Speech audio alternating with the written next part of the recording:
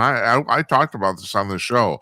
This thing that happened near the United Nations about a month ago, 6 weeks ago, where they found hundreds of servers and about 100,000 SIM cards, and it appeared that these people were going to basically infiltrate the phone network of the United States. Can you explain this, exactly what the setup was and who did it? Yeah, I mean, we don't know exactly who did it, but they were well organized and well funded. They had around 100 SIM servers, and each one could run from tens to hundreds of SIM cards at a time, or maybe even more. And the idea was to create a denial of service attack on the cell phone network in and around the United Nations in Manhattan and beyond, by flooding those towers and the control planes and the backhaul with millions and millions of text messages a minute. It's the kind of attack we're used to seeing on websites, right? Websites down, denial of service attack.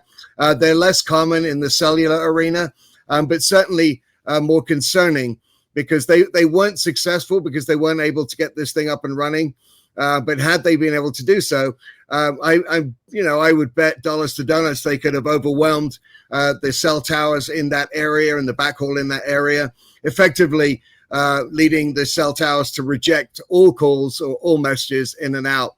And look, everyone relies on cell phones, right? So if you take those out, whilst emergency services do have backups, for the rest of us would be left without the ability to communicate.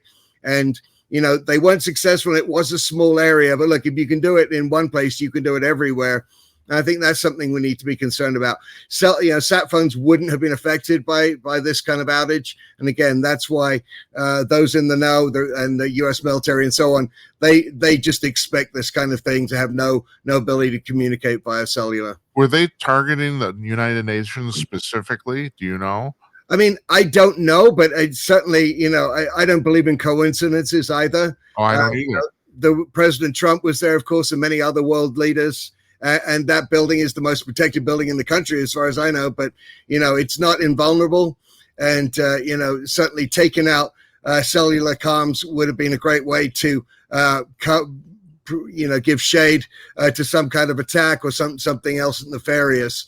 So, look, even though it didn't come to fruition, thank goodness the Secret Service was able to intercept this before it was launched.